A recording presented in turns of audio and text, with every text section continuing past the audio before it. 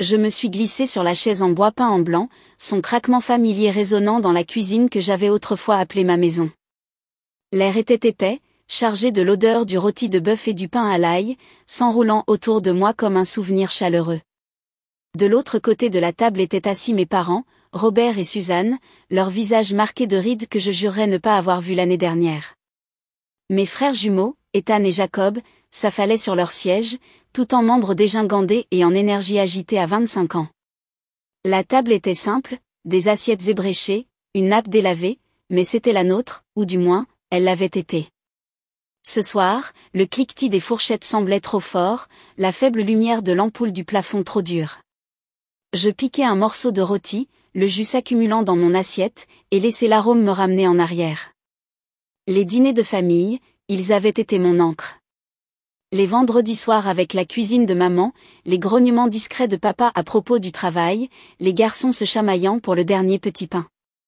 J'étais assise là, l'aînée à 32 ans, m'imprégnant de tout cela, croyant que c'était là que j'appartenais. Mais ce soir, quelque chose avait changé. Le sourire narquois d'Ethan attira mon attention, vif et entendu. Jacob se pencha en arrière, les bras croisés, son regard vacillant avec quelque chose que je ne pouvais pas identifier.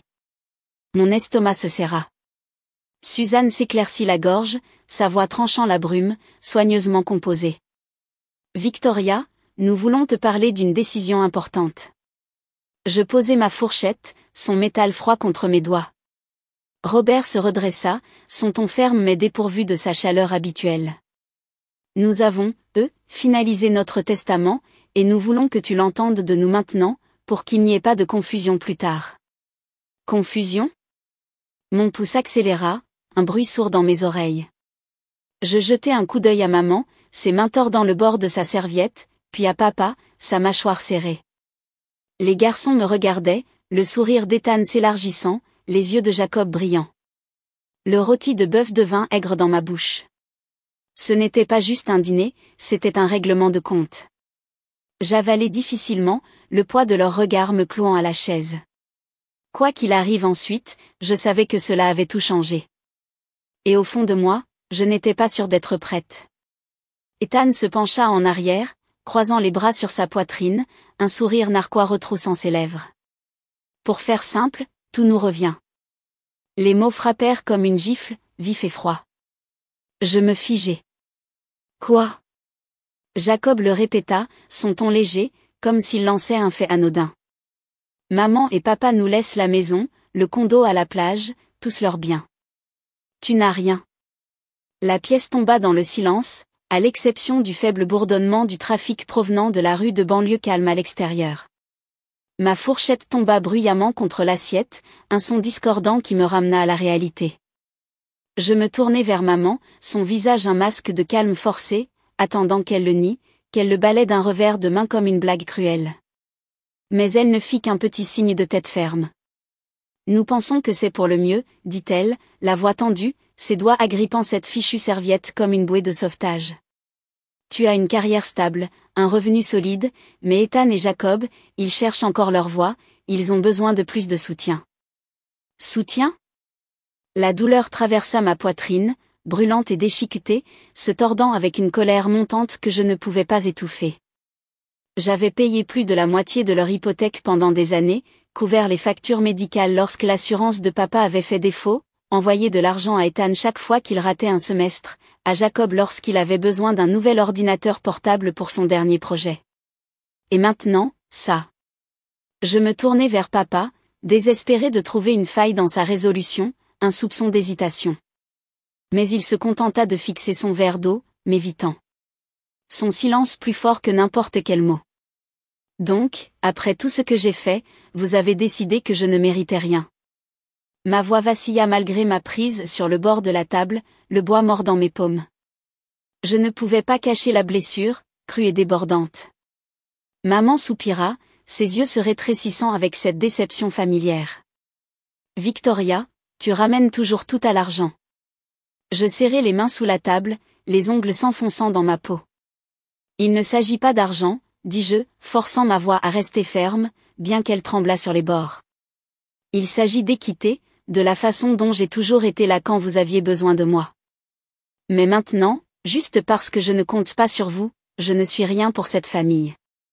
Ethan laissa échapper un petit rire sec, secouant la tête. Tu es dramatique. Personne ne t'a forcé à aider, tu aimais juste jouer les martyrs. Jacob gloussa, l'amusement vacillant dans ses yeux. Peut-être que tu pensais que si tu nous lançais assez d'argent, maman et papa finiraient par t'aimer autant qu'ils nous aiment. Ces mots atterrirent comme un coup de poing, me coupant le souffle. Je regardais mes parents, attendant qu'ils le corrigent, qu'ils dénoncent sa cruauté. Rien. Ils restèrent assis là, muets. Et dans ce silence, je compris. Je n'étais pas leur fille, j'étais leur banque. Et ils venaient de me liquider. Le rire de Jacob résonnait encore dans mon crâne alors que je les fixais, les lèvres pincées de maman, les yeux détournés de papa, l'inclinaison suffisante de la tête d'Ethan. L'air dans la cuisine s'épaissit, l'odeur du rôti de bœuf maintenant esséurante, dénuée de sens. La douleur gonfla dans ma gorge, une boule que je ne pouvais pas avaler. Je pris une profonde inspiration, me stabilisant contre la tempête intérieure. D'accord, dis-je, ma voix égale, bien que mon cœur battît comme un tambour. Si c'est votre décision, alors j'en ai une aussi. Ethan haussa un sourcil, souriant narquoisement. Oh, et quelle est-elle? Je ne lui répondis pas. Je repoussai ma chaise, le grincement contre le linoléum un adieu déchiqueté. Je me levai, les jambes tremblantes mais fermes, et me détournai de la table. Leurs visages se brouillèrent derrière moi, triomphants, stupéfaits, silencieux. Je marchai vers la porte, chaque pas plus lourd que le précédent, la chaleur des dîners d'enfance s'estompant à chaque respiration. Personne ne m'arrêta, personne n'appela mon nom. La porte se referma avec un clic, un son si final qu'il trancha la nuit. Dehors, l'air vif me piqua les joues, un contraste saisissant avec la chaleur qui pulsait à mes tempes. Je montai dans ma voiture, les mains tremblantes sur le volant. La radio resta éteinte, j'avais besoin du silence, j'en avais envie. En rentrant chez moi, les rues de banlieue s'étendaient, infinies et vides, les phares tranchant l'obscurité. Pourquoi étais-je même surprise? N'avais-je pas toujours su, au fond de moi, que j'étais leur filet de sécurité financier, rien de plus? Pendant plus d'une décennie, je m'étais dévouée à eux, argent, temps, chaque once de soin que j'avais. Et ils l'avaient pris, chaque centime, puis m'avaient jeté comme un emballage vide. De retour dans mon appartement, je m'effondrais sur le canapé, les coussins s'affaissant sous moi. Mes mains tremblaient encore alors que je déverrouillais mon téléphone, l'écran brillant durement dans la pénombre de la pièce. Leurs mots se rejouaient, coupant plus profondément à chaque boucle. La raillerie d'Ethan, tu aimais jouer les martyrs. La pique de Jacob, peut-être que tu pensais que l'argent les ferait aimer. Et le silence de mes parents, la trahison la plus bruyante de toutes. J'avais tout fait correctement, travaillé tard le soir, sauté des vacances, envoyé des chèques quand ils appelaient en pleurant à propos des factures.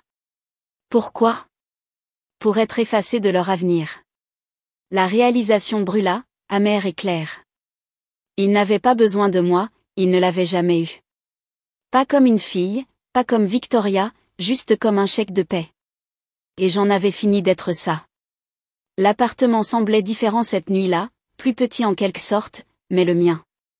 Le canapé grinça alors que je me déplaçais, fixant mon téléphone. L'application bancaire me regardait en retour, les chiffres austères et inflexibles. 1900 $ chaque mois à maman et papa pour l'hypothèque. 1200 $ de plus chaque fois qu'Ethan ou Jacob se plaignaient du loyer ou des paiements de voiture. Mon rythme cardiaque battait dans mes oreilles, un rythme régulier de rage et d'épuisement. J'avais accepté ce fardeau pendant des années, l'appelant devoir, responsabilité. Mais c'était leur choix, ils l'avaient clairement indiqué au dîner. Personne ne me forçait à continuer. Mon doigt plana sur l'écran. Une seconde, deux. J'appuyai sur « Annuler ». Une notification apparut, froide et définitive, paiement récurrent arrêté avec succès. Une vague m'envahit, colère, amertume, mais autre chose aussi, un soulagement, vif et soudain, comme un poids glissant de mes épaules. Je posai le téléphone, m'enfonçant plus profondément dans le canapé, laissant le silence s'installer. Pour la première fois depuis une décennie, je ne les portais plus. Le sommeil ne vint pas. Je restais éveillé, rejouant les années, les vacances que j'avais sautées pour couvrir leurs factures, les heures supplémentaires que j'avais travaillées pour financer le dernier changement de spécialisation d'Ethan, les rêves d'influenceur de Jacob. Des sacrifices que j'avais faits, croyant qu'ils comptaient. Mais quand j'avais eu besoin d'un seul signe de tête que j'étais suffisante, il ne m'avait rien donné. Le lendemain matin, mon téléphone vibra sans relâche. Maman. J'hésitai, puis répondis. Victoria, as-tu annulé le paiement de ce mois-ci? La voix de Suzanne était aiguë, l'inquiétude masquée par cette vieille déception. Je pris une profonde inspiration. Oui, maman. Parce que j'ai réalisé que je n'ai plus à faire ça. Le silence s'étira, lourd. Qu'est-ce que tu veux dire, lança-t-elle. La famille se soutient mutuellement. Tu sais que nous comptons sur cet argent pour les factures. Je serrai la mâchoire, gardant ma voix stable.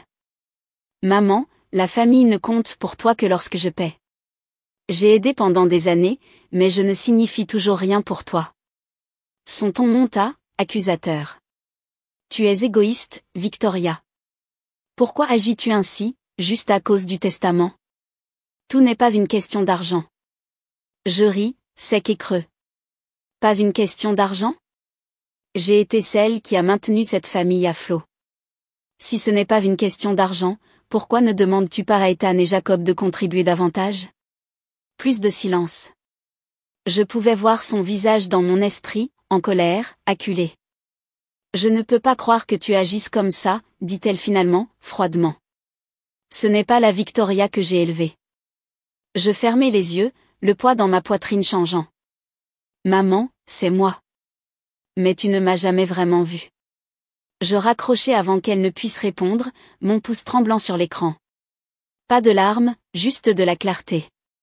Je n'étais plus leur distributeur automatique. Et pour une fois, cela me semblait juste. 2 jours plus tard, je montais péniblement les escaliers de mon appartement, le poids du travail s'accrochant à moi comme des vêtements humides. Ma clé plana sur la serrure, mais quelque chose n'allait pas. La porte ne voulait pas bouger. Je pressai ma main contre le cadre, mes doigts effleurant une surface dure et froide, de la mousse industrielle scellant chaque fissure, la poignée encastrée dans une masse grise solide. Mon rythme cardiaque s'emballa dans mes oreilles. Ce n'était pas un accident, quelqu'un m'avait enfermé hors de chez moi. Je reculai, le souffle court, et attrapai mon téléphone. L'application de la caméra de sécurité du couloir se chargea lentement, trop lentement. J'avançai rapidement dans la séquence, les yeux parcourant le flou granuleux jusqu'à ce que, le voilà. Jacob, recroquevillé dans un sweat à capuche et une casquette de baseball, sa démarche reconnaissable entre toutes.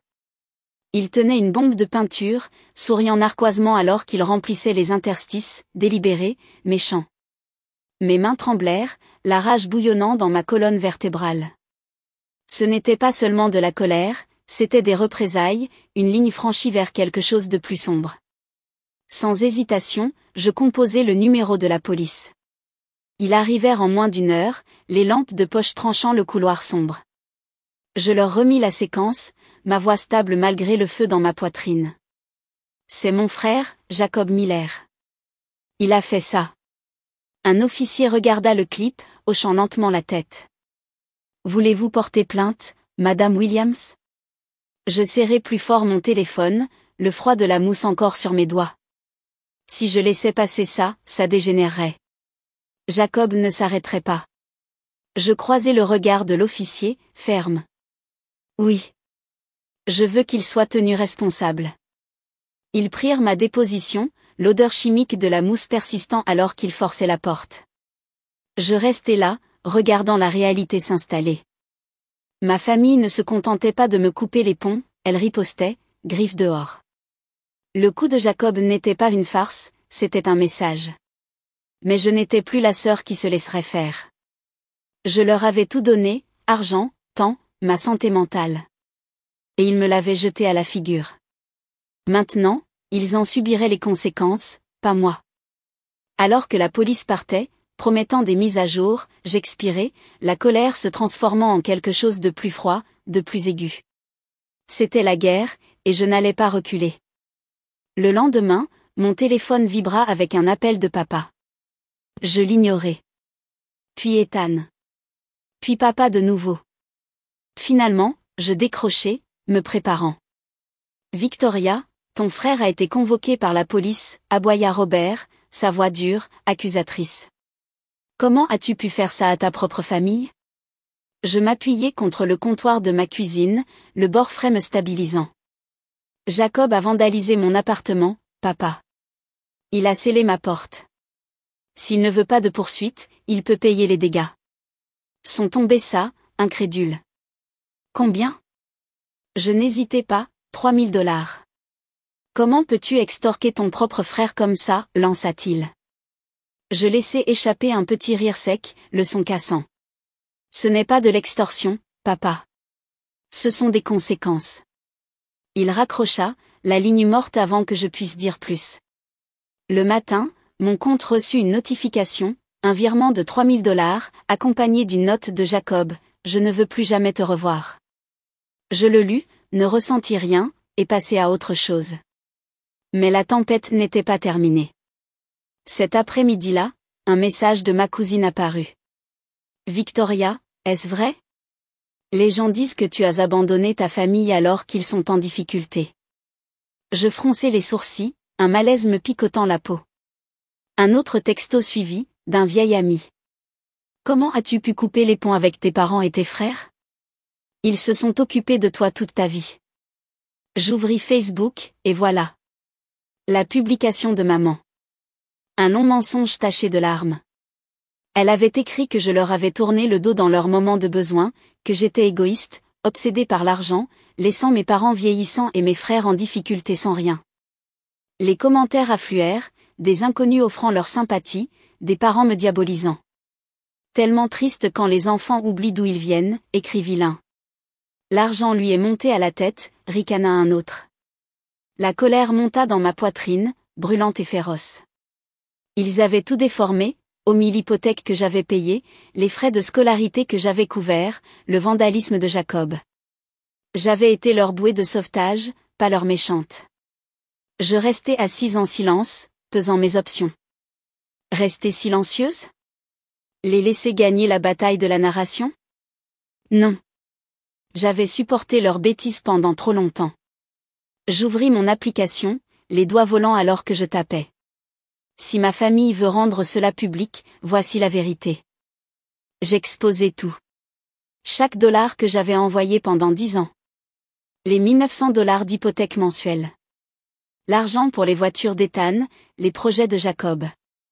J'écrivis sur le testament, la mousse sur ma porte, la police.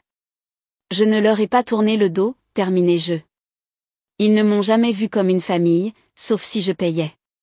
Maintenant, j'en ai fini. J'appuyai sur « Publier ». En quelques heures, ça explosa. Des parents m'envoyant des messages, choqués, posant des questions. Une tante m'envoya un message privé, « As-tu vraiment subvenu à leurs besoins toutes ces années ?» Maman appela, furieuse, sa voix tremblante. « Victoria, qu'est-ce que tu as fait, bon sang ?» Je restai calme, froide. J'ai dit la vérité, maman. Si tu peux raconter ta version, je peux aussi. Elle balbutia, à bout de souffle. Tu nous humilies. Ton père a honte de sortir de la maison. As-tu pensé à Ethan et Jacob? Je serrai le téléphone. Ont-ils pensé à moi quand Jacob a saccagé ma maison? Quand je me cassais le dos pour vous tous? Silence. Puis, froid comme la glace, tu détruis cette famille. N'espère pas revenir. Je pris une profonde inspiration. Maman, c'est toi qui l'as détruite, pas moi. Je raccrochai. Pas de regret, juste du soulagement. Après cet appel, ils se turent. Plus de diatribes furieuses de papa, plus de textos venimeux d'Ethan, plus de supplications de maman. Je les avais perdus. Ou peut-être que je ne les avais jamais eus. Je bloquai leurs numéros, un par un, mon pouce ferme sur l'écran. Le silence qui suivit me parut étrange, inconnu, comme une pièce dans laquelle je n'étais jamais entré. Je posai mon téléphone et me dirigeai vers le balcon. La brise nocturne me caressa la peau, fraîche et propre.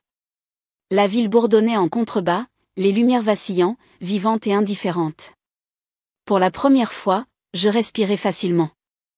Le dernier texto d'Ethan persistait dans mon esprit, « Tu es une traîtresse. » Et la dernière pique de maman, « Tu as changé. » Je me murmurai, « Non, je ne fais que commencer. » Les mots s'installèrent, vrais et solides. Je n'étais plus leur paillasson, leur distributeur automatique sans fin. Je leur avais tout donné, argent, années, des morceaux de moi-même. Et ils me l'avaient recraché. Maintenant, plus de culpabilisation, plus d'appels nocturnes suppliant de l'argent. J'étais légère, détachée. Et ça me faisait peur à quel point ça me faisait du bien. Je m'appuyais contre la balustrade, le métal froid sous mes paumes, et pensais à la maison où j'avais grandi, la cuisine, les dîners de rôti de bœuf. Ils avaient été un mensonge, une scène pour leurs exigences. Je m'étais accrochée à ce souvenir, pensant que cela signifiait l'amour. Mais l'amour ne vous vide pas. Ils m'avaient rayé de leur testament, de leur vie, s'attendant à ce que je supplie. Au lieu de cela, ils m'avaient offert la liberté, brute et non sollicitée. Je n'avais pas besoin de leur approbation, de leur miette d'affection. J'avais moi, Victoria, pas leur banque. Le lendemain matin, je me réveillai dans le silence. Pas de téléphone qui vibre, pas d'accusation. Je fis du café, le goutte à goutte régulier, la tasse chaude dans mes mains.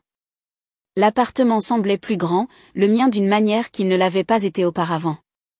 Je jetai un coup d'œil à l'application bancaire. Pas de virement programmé, pas de chiffres rouges criant la dette. Juste mon argent, ma vie. Je retournai sur le balcon. Le soleil se levant sur la ligne d'horizon, la peignant d'or. C'était ça. Mon départ. Mes règles. Ils m'avaient laissé partir. Ou je les avais laissés partir. Quoi qu'il en soit, je ne regardais pas en arrière. La brise emporta le dernier vestige de leur emprise, et je restai là, libre. Quelques semaines plus tard, je réservai un billet pour l'Italie. J'en avais toujours rêvé, les rues sinueuses de Florence, l'art, l'air. Mais chaque fois que j'avais économisé, la voix de maman résonnait, « Nous avons besoin d'aide pour les factures. » Plus maintenant. J'atterris à Florence, le bourdonnement de l'avion s'estompant dans un nouveau rythme. Des pavés sous mes pieds, l'odeur de l'espresso flottant des cafés en plein air. La ville bourdonnait, vivante, et je le sentais aussi, une étincelle que je ne savais pas avoir perdue. Personne ici n'avait besoin que je paie leur chemin. J'étais juste Victoria, libre de respirer. Je déambulais dans des ruelles étroites, devant des toits en terre cuite brillant au soleil. Les musées engloutirent mes après-midi, des peintures de la Renaissance que je n'avais vues que dans des livres, leurs couleurs m'attirant. Un soir, j'étais assise dans un petit café près de la Piazza della Signoria, sirotant un cappuccino, la mousse chaude contre mes lèvres. Une voix rompit le silence. « Vous semblez vraiment aimer cet endroit. » Je levai les yeux, rencontrant des yeux marron chauds et un sourire détendu. Il avait les cheveux clairs, une confiance facile. « Alex Carter, dit-il, tirant une chaise sans demander. »« Je crois que je viens de tomber amoureuse de cette ville, » répondis-je, souriant en retour, les mots légers sur ma langue. Nous parlâmes, les heures s'écoulant sans que nous nous en rendions compte. Il avait 34 ans, de New York, un architecte d'intérieur obsédé par l'architecture européenne. Sa voix était calme, posée, parfois teintée d'un humour qui me faisait rire sans effort. Pas de pression, pas d'attente, juste deux inconnus se connectant sous un ciel italien. « C'est ma 3e fois ici, dit-il en souriant. Je haussai un sourcil. Un voyageur fidèle, hein. Quelque chose comme ça, haussa-t-il les épaules. Et j'aimais la simplicité de la chose. Les jours suivants se transformèrent en un rêve. Alex me rejoignit au marché, marchandant des bibelots, son rire brillant contre le brouhaha. Nous goûtâmes du gelato, pistache, acidulé et sucré. Nous marchâmes le long de l'Arno alors que le coucher de soleil le peignait d'or. Il ne me posa pas de questions sur mon passé, ma famille. Il me voyait, moi, pas mes fardeaux. Et cela me frappa à quel point c'était rare. Une nuit, sur une terrasse sur le toit, les lumières de la ville brillaient en contrebas, et je souris pour moi-même. J'avais autrefois pensé que le bonheur dépendait d'eux, maman, papa, les garçons. J'avais donné assez, pensais-je, pour mériter leur amour. Mais ici, avec des pâtes dans mon assiette et du vin dans mon verre, je savais mieux. De retour à la maison, le travail remarqua. Je m'étais lancé dans un projet, concentré au laser, le terminant en avance. La lettre de promotion arriva une semaine après mon retour. Mon nouveau bureau, surplombant la ville à travers des baies vitrées. Je restais là, fier. Personne avec qui le partager, sauf moi-même. Et c'était suffisant. Alex envoyait parfois des SMS, désinvolte. Florence te manque déjà? Oui. Mais c'est moi qui me manquais le plus là-bas, déchargée, vivante. L'Italie n'avait pas seulement été un voyage, c'était la preuve que je pouvais construire quelque chose de nouveau, quelque chose à moi. Et je n'allais pas laisser tomber ça. Les mois passèrent, et des rumeurs sur mon ancienne famille commencèrent à filtrer. Je versais du café un matin, le goutte-à-goutte régulier remplissant ma tasse, lorsque mon téléphone vibra. Un texto de tante Karen, la cousine de maman, scintilla sur l'écran. Victoria, je sais que tu ne te soucies plus d'eux, mais tes parents sont en difficulté. Robert travaille de nuit dans un entrepôt. Suzanne prend des emplois de nettoyage à l'heure. Ils ont l'air épuisés. Je fis une pause, fixant les mots, la vapeur s'enroulant de ma tasse. J'avais vu ça venir. Il s'était appuyé sur moi pendant des années, ne planifiant jamais au-delà de mes chèques. Maintenant, la réalité les frappait durement. Je posai le téléphone. Aucune réponse ne se forma dans mon esprit. Quelques jours plus tard, un ami mentionna qu'Ethan avait perdu son emploi, trop de nuits tardives, pas assez d'efforts. Jacob, toujours à la poursuite de son rêve d'influenceur, publiait des photos filtrées mais n'allait nulle part, les « j'aime » se tarissant. Je n'étais pas surprise. Ils avaient eu toutes les chances de se débrouiller seuls, d'apprendre ce que j'avais appris, travail, courage, survie. Au lieu de cela, ils avaient compté sur moi. Et quand je suis partie, leur château de cartes s'est effondré. Je sirotais mon café, l'amertume vive sur ma langue. Mais je ne ressentis aucune culpabilité, aucune envie de réparer les choses. Leur déclin n'était plus mon fardeau. Je les avais portés trop longtemps, versant ma vie dans la leur pendant qu'ils prenaient sans remercier. Maintenant, ils faisaient face au désordre qu'ils avaient créé. Et je me tenais à l'écart, stable. La tasse réchauffait mes mains, la cuisine silencieuse à l'exception du bourdonnement du réfrigérateur. J'avais construit quelque chose ici, mon espace, ma paix. Et ils ne pouvaient pas y toucher. Le texto de Karen persistait, un faible écho de leur monde. Mais ils ne me ramenaient pas en arrière. Ils avaient choisi leur chemin, tout comme j'avais choisi le mien. Et j'en avais fini de regarder par-dessus mon épaule. Noël approchait, et j'avais autrefois redouté cela, imaginant une table vide, pas d'appel de maman, pas de chaos d'Ethan et Jacob. Mais alors que décembre arrivait, je me sentis plus légère. Je décidai d'organiser une fête. Mon appartement brillait de guirlandes lumineuses, la ville scintillant au-delà du balcon. Tante Karen arriva la première, les bras chargés de biscuits faits maison, leur odeur beurrée se mêlant au pain du petit sapin que j'avais installé. Elle me serra fort dans ses bras, sa voix douce contre mon oreille. « Je suis si fière de toi, Victoria. » Je souris, lui versant du vin. « Tu es la seule à l'avoir jamais dit. » Des amis arrivèrent au compte-gouttes, apportant des rires, des bouteilles qui s'entrechoquaient, des desserts empilés. La pièce bourdonnait de chaleur. Pas de bavardage forcé, pas de demande d'argent pour sauver la situation. Nous mangeâmes, parlâmes, le feu crépitant dans le coin, et je ris plus que je ne l'avais fait depuis des années de dîner de famille guindé. Karen croisa mon regard de l'autre côté de la table, son regard entendu. « J'aurais juste aimé qu'il voie ta valeur avant qu'il ne soit trop tard, dit-elle en sirotant son verre. » Je haussai les épaules, le poids de ces mots doux maintenant, pas vifs. Je n'ai plus besoin d'eux pour ça. Plus tard, alors que l'horloge sonnait minuit, je sortis sur le balcon, un verre de vin à la main. La ville s'étendait en contrebas, les lumières clignotant comme des étoiles. L'air vif contre ma peau. J'avais construit ça, des amis qui restaient, une nuit qui était la mienne. Pas de fardeaux invisibles me tirant vers le bas. La famille n'était pas le sang, réalisais-je en sirotant le vin, sa chaleur se répandant en moi. C'était l'amour sans condition, des gens qui me voyaient, moi, pas mon portefeuille. Ils m'avaient exclu, pensant que je m'effondrerais. Mais j'avais trouvé quelque chose de mieux. Karen me rejoignit, son manteau bien serré. Tu es heureuse, dit-elle. Ce n'était pas une question. Je hochai la tête, la ligne d'horizon brillant dans mes yeux. Oui. Pour moi. Pas pour eux.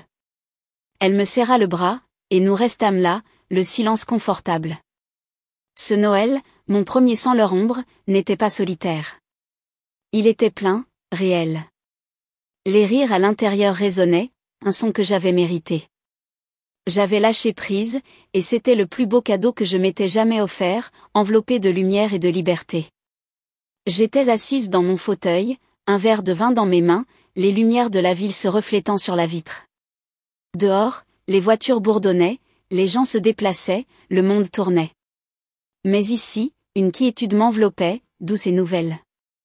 J'avais autrefois cru que la famille était tout, sang, devoir, sacrifice, peu importe le coût. Je me disais que si je donnais assez, que si je vidais mes poches et mon cœur, ils m'aimeraient en retour, me verraient comme plus que leur solution. Mais ils ne l'ont jamais fait. Et cette vérité m'avait découpé. Le testament, la mousse, les mensonges, ils m'avaient exclu, un dernier cachet de ma valeur à leurs yeux, rien, sauf si je payais. J'avais pensé que cela me briserait, me laisserait supplier leurs miettes. Au lieu de cela, cela m'a libéré. Je posai le verre, le tintement vif dans le silence. Il m'avait rendu ma vie, brute et déchaînée. Et je l'avais prise. Plus de supplications nocturnes, plus de culpabilisation me tirant vers le bas.